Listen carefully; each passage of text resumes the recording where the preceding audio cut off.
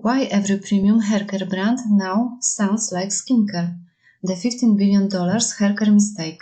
Stay with me to find out why Olaplex lost billions while K18 and other brands profited. Everyone thinks skinification is just haircare brand slapping skincare buzzwords onto a shampoo bottle. Peptides, niacinamide, barrier repair. It looks like a copy-paste job. The data says it's something much bigger, a category being quietly rebuilt, and the brands treating it as a fad are about to lose shelf space. They don't get back. I read brand decks and earnings calls for a living, so when entire category starts speaking the exact same language inside the same 18 months, I don't see a trend. I see a strategy, and usually a margin problem someone is trying to solve. So here is what you will walk away understanding. Why skinification is not a marketing gimmick. It's a category shift, the 3 reasons brands actually want it, and the one brand that proves what happens if you read it wrong. Start with what everyone sees. Open any premium haircare launch from the last 2 years and read the label out loud. Peptides, niacinamide, hyaluronic acid, ceramides, scalp serums, words that 5 years ago lived exclusively on your face. The lazy read is that marketing copied skincare's vocabulary onto shampoo. And honestly, some of it is exactly that, but the lazy read misses the number sitting underneath the trend.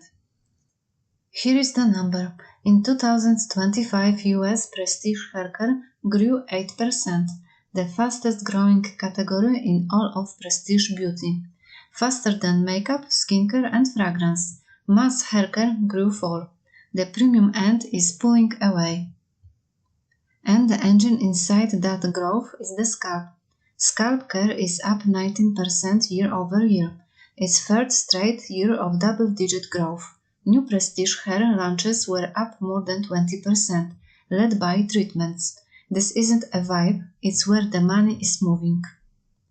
Look closer, and it's even more specific. Products that target thinning and hair growth are growing at roughly double the rate of haircare overall. Read that again. The fastest part of the fastest category is the part that treats hair as a health problem, not a styling one. And here is the tell. That isn't a luxury fad. It's already hitting the Walmart shelf. Kenvue rolled out Neutrogena Hair Restore and OGX peptide line into mass retail. Dove now sells a hair serum with retinol, niacinamide, and collagen peptides for about $10. When the discount aisle adopts your language, it's not a trend anymore. It's the new normal. The cleanest example is Augustinus Bader. It built its name as a luxury skincare brand, 30 years of regenerative medicine research, a patented complex called TFC8, the cream with the cult following. Then it walked that exact technology straight across the hairline into a product literally called the scalp treatment. Their own words give the strategy away, and I'm quoting the brand here. Skincare regimes stop at the hairline, but the scalp is a specialized type of skin. Read the ingredient list, and it is a skincare formula. Niacinamide, peptides, panthenol, same actives, new real estate. And notice what that reframe unlocks, a routine. Skincare trained consumers to cleanse, treat, protect, 3 steps, 3 products every day. Haircare used to be 1 bottle of shampoo. Scalp is skin quietly turns a single purchase into a regimen. Which brings us to why brands actually want this. 3 strategic forces are driving it, and not one of them is really about your hair. Force 1. Pricing power. A shampoo is a commodity. You compare it on price and shelf habit. A treatment is not. Clinical vocabulary reframes the same bottle as a high-efficacy intervention, and intervention language carries a premium. Concrete proof. K18's hero product is a leave-in molecular repair mask, 50 ml, $75. That is skincare pricing on a hair product, and people pay it because it isn't sold as shampoo, it is sold as a repair. Here is my read on why that matters to a brand manager. A shampoo competes on price, which crushes your margin. A treatment competes on outcome. Skinification isn't a branding choice. It is a gross margin move dressed up in a lab coat. Force 2. Defensibility. Here is the fear that keeps premium haircare up at night. Private label. The second your product is just a really good shampoo, a retailer can clone it and sell it for half the price, under their own name.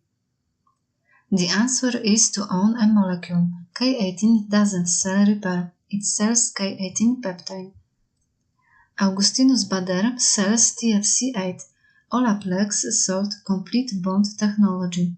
A branded, patentable active is a mode. A store brand can't legally copy. That is the real lesson skincare taught beauty. The ingredient can be the brand. And skincare didn't just hand over ingredients, it handed over a proof standard. 12-week clinical trials, consumer panels, 93% saw less breakage. Haircare adopted the lab coat because the lab coat is what lets you defend the price. Force 3. An audience that did the marketing for free. There is now a whole generation that can explain niacinamide unpromoted. TikTok turned ingredient literacy into a personality trait. Haircare didn't invent the vocabulary, it borrowed it, because the trust was already built. K18's co-founder said it plainly. For them, TikTok was never just entertainment, it was education. Teach people why a peptide works, and you don't have to convince them a $75 mask is worth it. They show up already believing in the category. Now the part that actually matters if you work in this industry, because there is a distinction most people get wrong. And getting it wrong is expensive. A trend is a fad you can wait out. A category shift is permanent. Skinification is a category shift. The consumer's mental model of healthy hair has changed. From cosmetic shine you fake with product to structural health you build over time.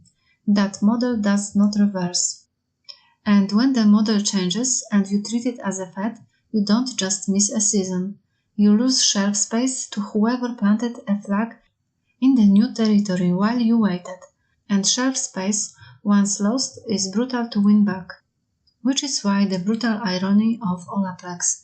It created the bond repair category back in 2014. It was the original science is the hero. Haircare brand. By 2021, it had IPOs at roughly $15 billion evaluation, and it had the molecule first. Then everyone copied the bond repair claim. K18 Redken, a wall of private label, and Olaplex's whole identity was one narrow promise. We fix damage. Sales fell about 35% in 2023 and kept falling in 2024. The molecule, it turned out, wasn't enough. And it wasn't only competition. In 2023, a class action lawsuit accused Olaplex of causing hair loss and scalp damage. The company denied, and the case was dismissed, but the damage landed anyway. Is Olaplex bad for my hair? Started trending at the worst possible moment. The claim was never proven. The doubt didn't need to be. Here is my read. Olaplex on a product claim. It never moved to own the bigger territory. Scalp health, hair wellness, the ongoing routine. Skinification is that exact territory. Olaplex built the door and watched everyone else walk through it. And the receipt arrived this year. In March 2026, Henkel agreed to buy Olaplex for about $1.4 billion, down from 15, and category creator sold for a fraction because owning a molecule is not the same as owning a category. So, when the next premium brand starts talking peptides and scalp barriers, don't roll your eyes. Ask the brand manager question. Are they renting a buzzword, or are they planting a flag in a category that just got permanently bigger? Because the brands that know the difference are the ones who will still have shelf space in 5 years. If you want the next category shift broken down before it hits your shelf, please subscribe.